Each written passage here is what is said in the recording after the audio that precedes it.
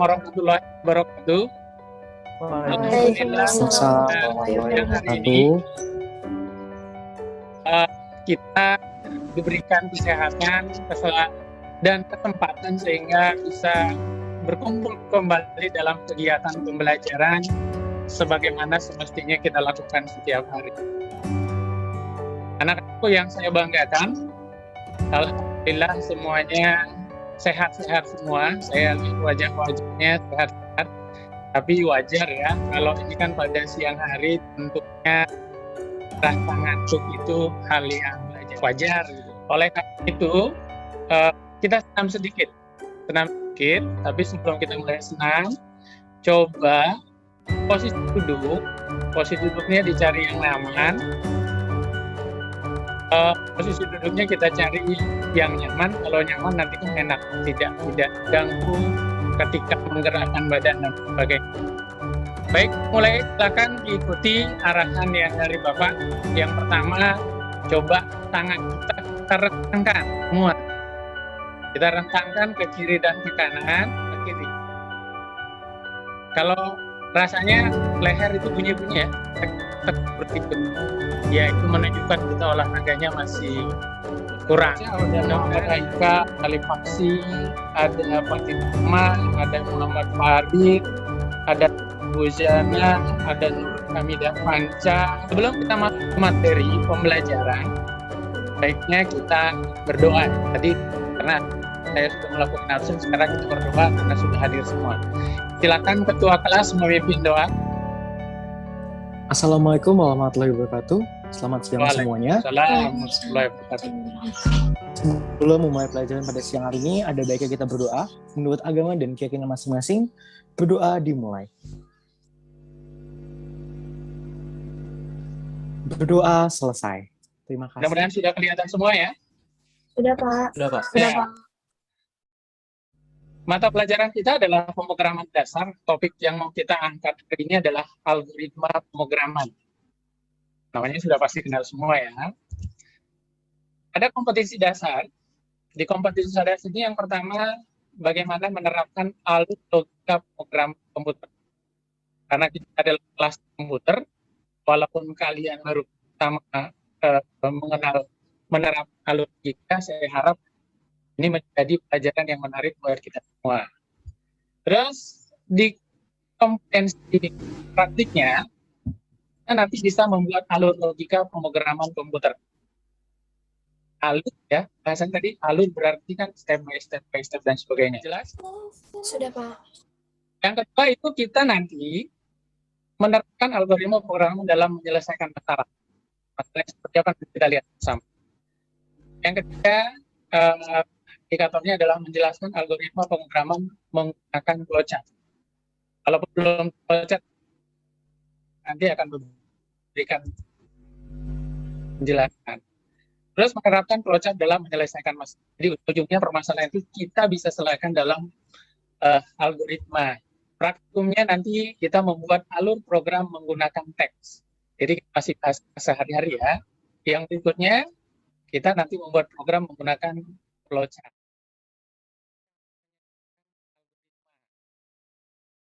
Menentukan struktur algoritma dan membuat alur logika pemrograman. Terakhir menggunakan alur logika pemrograman komputer. Nah, kita mulai masuk nih ke apa sih sebenarnya algoritma itu? Algoritma itu secara umum ya, kalau secara umum kita dari sisi yang kita baca ini, algoritma adalah urutan langkah-langkah penyelesaian masalah yang disusun secara sistematis dan logis. Hanya saya contohkan di situ ada 1, 2, 3. Kita lihat nanti seperti apa sih. Di sini saya mau ada contoh algoritma perjalanan kita dari rumah ke sekolah. Mudah-mudahan ada yang sama ya, naik motor ke sekolah. Kalau kita lihat seperti ini ya, kita dari rumah, terus keluar motor. Kita ternyata nggak bisa langsung ke sekolah, harus melalui Ragunan dulu. Dari Ragunan naik motor lanjut ke Blok M, dari Blok M baru nyampe ke sekolah. Itu algoritma perjalanan.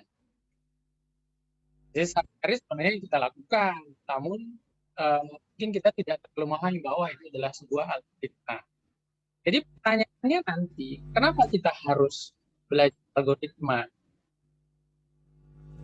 Ya, kenapa harus belajar algoritma? Nggak harus langsung saja program. Jadi algoritma ini mempermudah kita menyelesaikan sebuah masalah dengan mengurutkan langkah-langkahnya. Jadi konsepnya orang yang menjadi algoritma itu mengerti algoritma sama dengan seorang analis. Jadi analis itu nanti duduk bersamaan dengan programming. Jadi apa yang sudah dianalisa langkah-langkahnya oleh seorang algoritma, maka itu bisa menjadi acuan untuk seorang programming. Seperti itu ya. Kita coba lihat yang lain. Kayak contoh gini ya, kalau kita dari rumah suatu saat itu ternyata hujan gitu ya. Kalau hujan, apakah masih naik motor? Oh bisa tetap naik motor, tapi berarti kan ada tapinya. Kita lihat yang pakai tapi. Nah, algoritma itu ada juga penyelesaian masalah. Jadi masalah, kalau ada masalah kita harus punya solusi dari masalah itu. Makanya saya contohkan di sini ada ketapel yang biasanya kita belok ke kiri, tapi karena satu dan lain hal tidak bisa ke kiri, kita ke kanan. Ya, jadi algoritma pencabangan adalah suatu kondisi pilihan. Jika kondisi terpenuhi, maka pernyataan satu dan sebagainya. Kita ambil contoh nih. Saya yakin semuanya tahu tentang ini. Ketika kereta api mau lewat, kenapa perlintasan mobil harus ditutup? Nah, tapi kalau seandainya ini tidak dilakukan, umpamanya kereta lewat, mobil lewat, ada potensi terjadi kecelakaan. Itu bagaimana kita membuat sebuah algoritmanya? Kalau di sini tadi berarti ada kondisi ya, ada kondisi kalau kereta mau lewat, maka pintu perlintasan mobil itu harus ditutup supaya tidak terjadi tabrakan.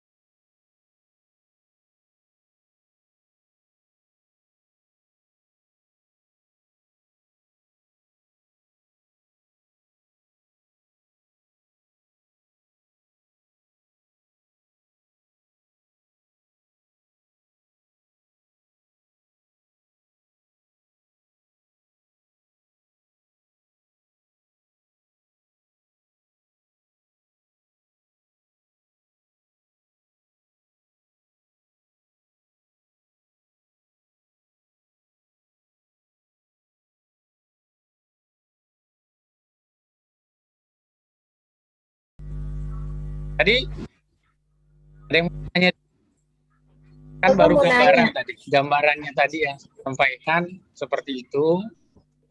Kalau ada pertanyaan, monggo silakan ditanya. Bapak izin tanya, Silakan. kenapa bentuk flowchart-nya itu beda-beda gitu, Pak? Oke. Itu ada pengaruhnya gitu nggak? Oke.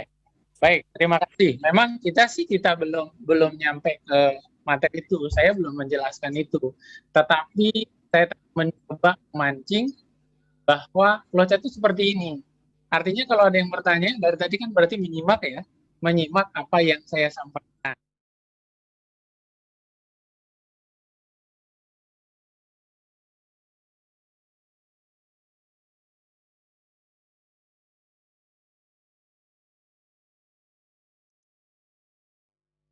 Sampai saya buka. Nah, ini mulai. Terus ini, terus seperti ini. Beda-beda. Tadi yang disampaikan oleh Nur Hamidah Panca, kok beda-beda gambarnya? Saya mau menyampaikan, mencoba menjawab.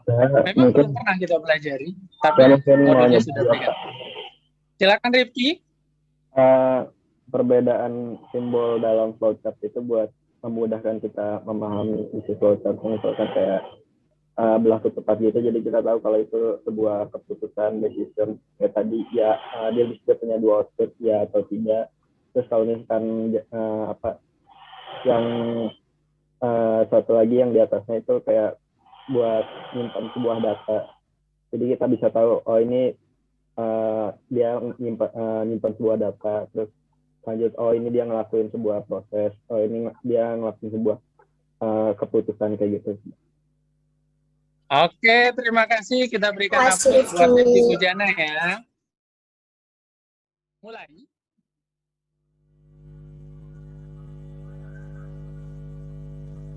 Oke, simbolnya tadi mulai selesai. Simbolnya seperti itu.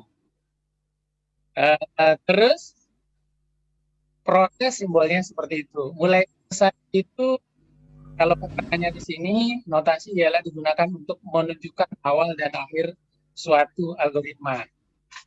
Jadi kalau ada simbol seperti itu, oh mulai. Nanti kalau di ujung lagi berarti selesai. Simbol ini proses.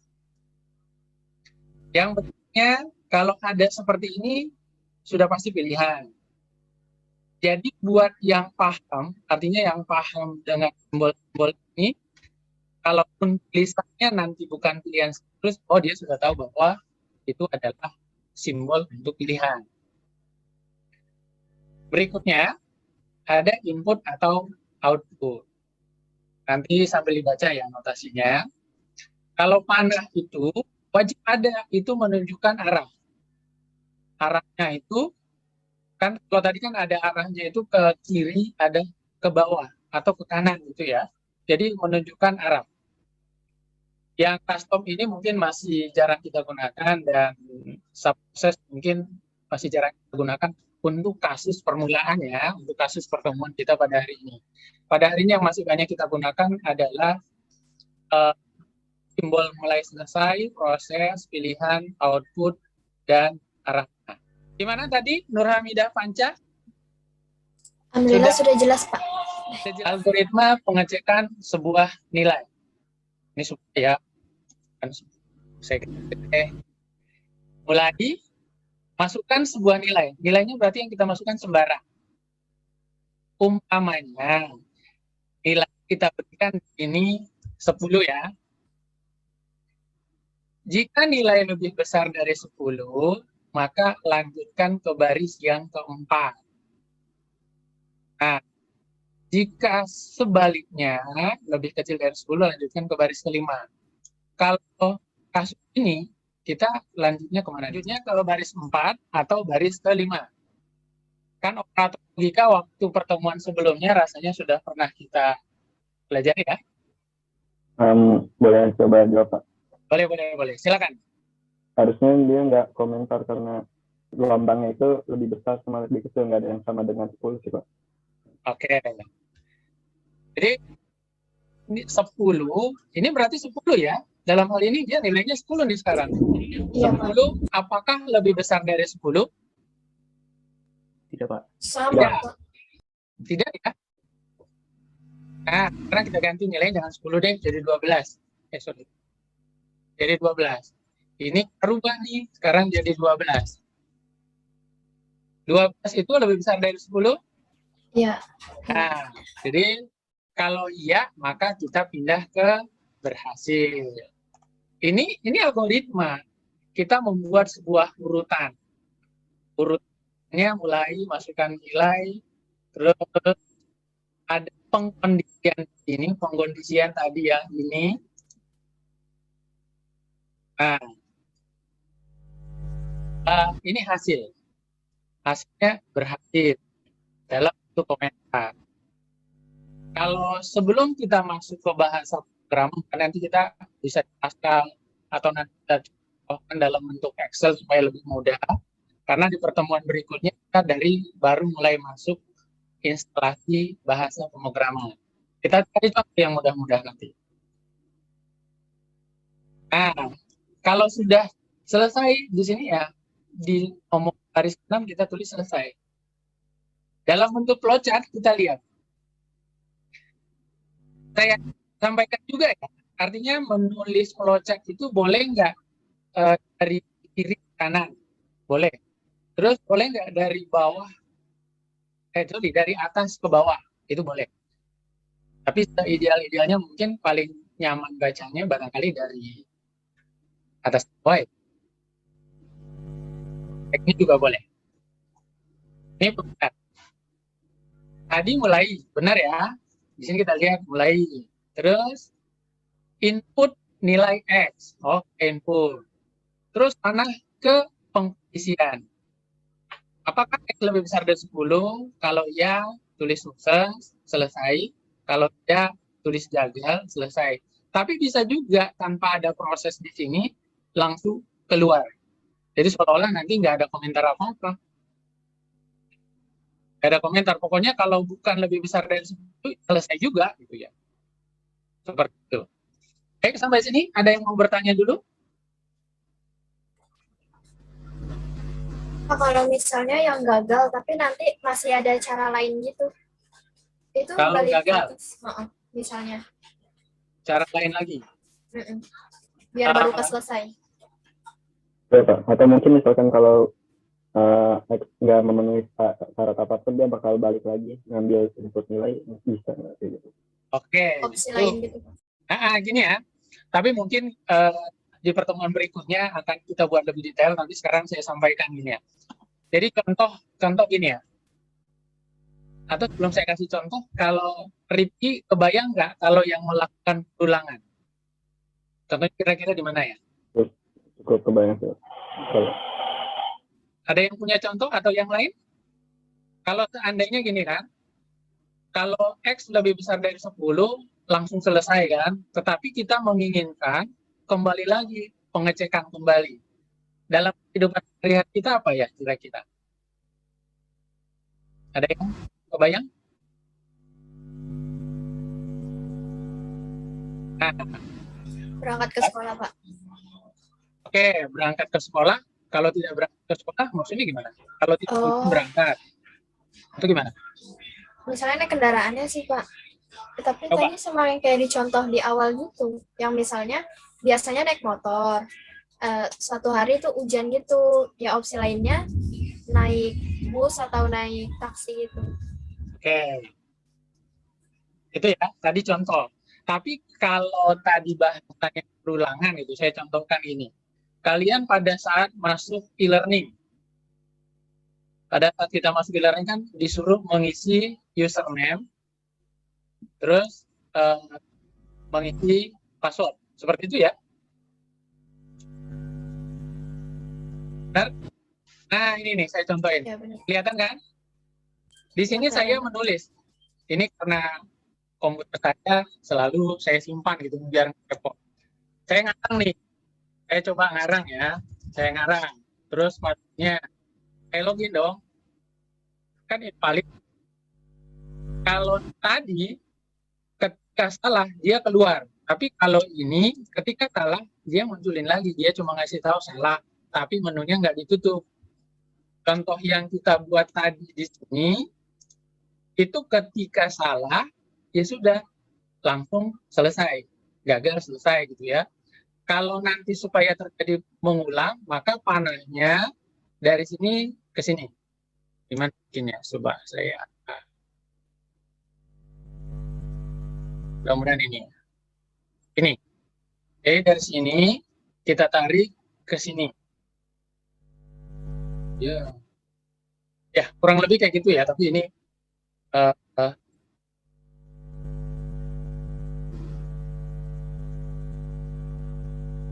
konsepnya itu dia balik lagi di sini. Nah, saya ulang ya. Yang bisa Oke. Ini panah sini. Terus kita insert lagi.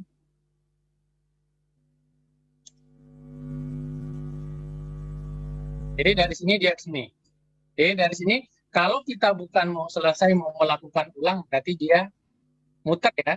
Tapi kalau ini nggak ada selesai-selesainya sebenarnya. Kalau salah balik lagi ke atas, kalau salah balik lagi. Kalau benar baru ke selesai. Itu kalau kita menggambarkan dalam bentuk flowchart.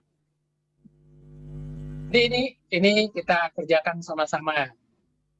Ini buat minggu depan, tapi Bapak coba kasih. Kalau if condition, maka instruksi and if seperti itu. If X terus dan sebagainya. Baik, anak-anak, terkait dengan contoh tadi, ini Bapak sudah siapkan di modul yang sudah Bapak masuk di learning. Silakan sambil dibaca. Tapi Ya, kalau... Pak. Bentar, Pak. Nah, sudah. Ini tentang apa nih? Boleh diceritakan dulu? Ini kegiatan sehari-hari dimulai dari pagi-pagi mulai, kemudian mandi, lalu sarapan. Ini sebenarnya berangkat ke sekolah sih, Pak, tapi dengan menggunakan ojek online. Sarapan, kemudian berpamitan, lalu apakah sudah berpesan ojek online? Jika ya, maka naik ojek online. Jika tidak, pesan ojek online, lalu naik ojek online. Kemudian sampai di sekolah, lalu selesai. Udah bagus sih Pak, udah betul. Di sini juga udah ada proses kayak buat decision apakah dia udah mesen ojek online atau enggak. Udah lumayan bagus sih Pak. Udah lumayan bagus, berarti masih kurang dong ya? Ya, bro. Bagus apa kurang bagus? Masa sama teman aja ragu-ragu ya? Ditambah delay mungkin Pak pas habis pesan ojek online gitu, kan harus menunggu dulu. Oke, itu kan jadi pengetahuan baru ya. Di mana ditaruhnya delaynya? Bagian setelah pesan ojek online. Oke. Oke, terima kasih Pak Tirahma. Sama-sama, Pak. Boleh di stop share screen. Sekarang kita mau Bapak ajarin dulu. Kalau mau buka LKPD, Lembar Kerja Peserta Didik Pengetahuan, apa yang kita kerjakan? Cukup Anda klik ini. Klik. Ada 5 orang berarti ya. Sudah ada 5 orang yang sudah membuka. Saya coba continue. Nah, udah di sini. Silakan download file LKPD keterampilan dengan klik tautan ini. Setelah itu dikerjakan. Nanti saya tunjukkan cara-caranya. Setelah itu dikerjakan, terus ikuti ketentuan yang ada pada LKPD. Setelah selesai dikerjakan, upload kembali pada menu di bawah ini. Berarti di sini nanti tinggal drag ke sini ya. Drag ke sini.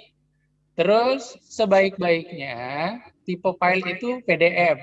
Tetapi kalau memang di komputer kalian PDF convert ke PDF-nya belum, boleh menggunakan file doc. Jadi yang bisa cuma PDF dan doc ya, sama docx. Caranya cukup mudah. Kalau nanti punya file seperti ini, kelihatan ya di layar ya. Kelihatan nah? Yang Bapak kerjakan kelihatan? Kelihatan, Pak. Nah, di sini kalau kita lihat, accept file, the PDF dokumen, dan Word 2007 dokumen gitu ya. Ada juga yang docx. Cukup nanti tarik. Oke, seperti ini. Ini LKPD pengetahuan, silakan nanti dibaca petunjuknya. Silakan. Ini berkelompok Sini. Pak? Berupa doc. Ya, dia file doc. Di sini analisis kegiatan sehari-hari yang sering dilakukan berulang-ulang. Silakan Nak dikerjakan dulu. Silakan dikerjakan dulu ya. Kelompoknya bagaimana Pak? Bagaimana? Kelompoknya dikerjakan berkelompok Pak? Ya, silakan dikerjakan berkelompok.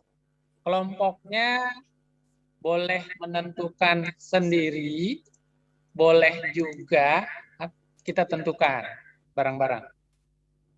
Saya contohkan ketuanya saja ya.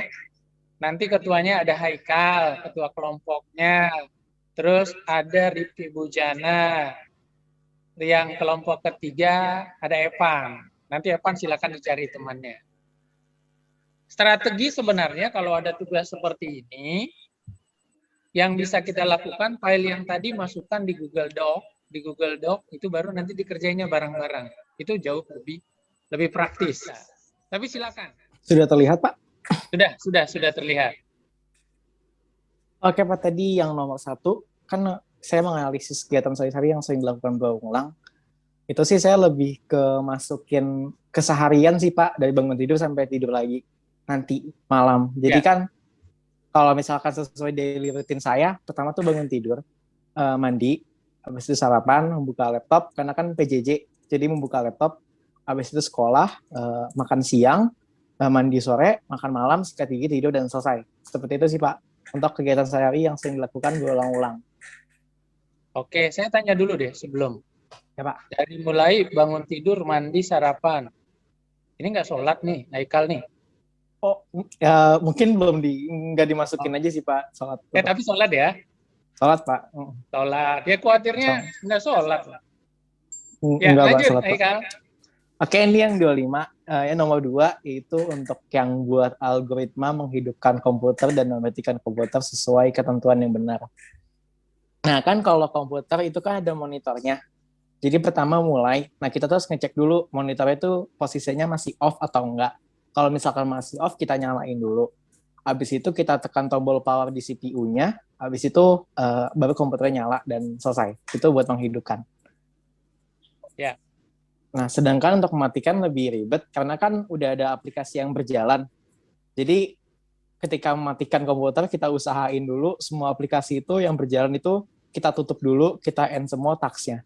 Jadi di sini kita harus memastikan apakah aplikasi itu semua udah ditutup atau belum.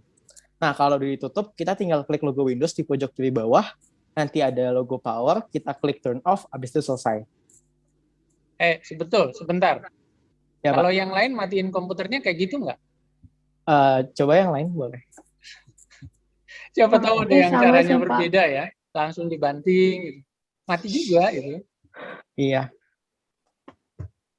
Atau ada juga ditekan tombolnya lama, kan mati juga kan? Iya, mungkin. Benar nggak sih?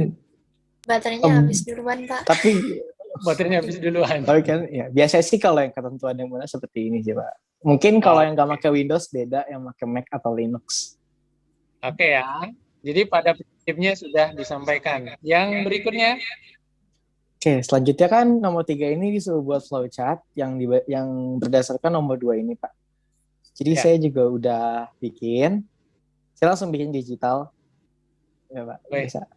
Keren ya. Itu sebenarnya bulat ya? Haikal apa oval? Oval, Pak. Kalau bulat kan bulat. Okay. Ya, oval. Makanya ini mulai. Ya. Mulai. Habis itu langsung ke decision yang tadi. Apakah layar monitor sudah menyala?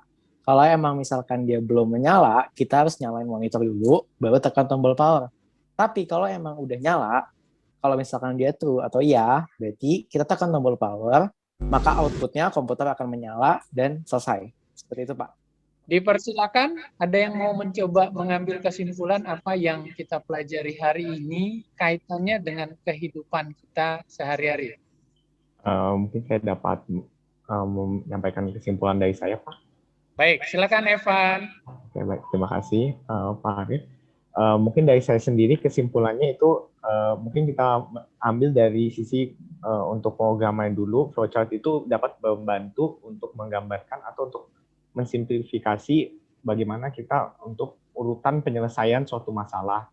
Dengan bantuan flowchart tersebut, kita dapat memvisualisasi dan mengurutkan bagaimana cara-cara secara sistematis permasalahan tersebut dapat dipecahkan. Jadi dapat digambarkan secara sederhana dan secara rapi.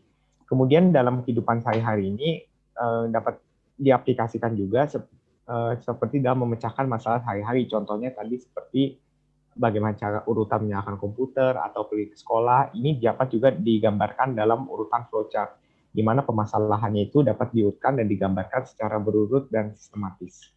Mungkin itu adalah kesimpulan dari saya, Pak. Oke, cukup barangkali ya, mudah-mudahan seperti itu. Anak-anak semuanya yang saya banggakan pada pertemuan kita pada hari ini. Pertemuan kita pada hari ini ya tentunya yang kita bahas adalah algoritma ya. Algoritma itu dari tadi kita lakukan langkah-langkah yang lebih logis gitu ya. Logis, terurut, dan sebagainya. Sehingga kita dalam menyelesaikan sebuah masalah itu ada runtutannya. Jadi kalau dibuat algoritma seperti itu, ketika di ujung ada hasil yang tidak pas, maka kita bisa merurut ke belakang salahnya mulai di mana. Kalau kita tidak melakukan itu, maka kita akan kerepotan. Kalau ada kendala di belakang, kita mulainya dari mana ya supaya mudah. Itu seperti itu. Jadi untuk ketemu pertemuan kita yang minggu depan, kita akan belajar lebih jauh lagi tentang algoritma ini dan coba kita implementasikan nanti dalam bahasa Pascal yang sederhana dulu, atau bisa juga kita nanti belajar bahasa C. Boleh, silakan Nur Hamidah. Baiklah teman-teman, sebelum mengakhiri kegiatan belajar hari ini, marilah kita tutup kegiatannya dengan berdoa. Berdoa menurut agama dan kepercayaan masing-masing dimulai. Semoga ilmu yang diberikan Pak Arif dapat kita terima dengan baik. Sekali lagi terima kasih kepada Pak Arif. Baik, nah terima kasih semuanya. Kita akhiri kegiatan kita pada siang ini dengan mengucapkan alhamdulillahirabbil alamin. Assalamualaikum warahmatullahi wabarakatuh. Sampai ketemu minggu depan.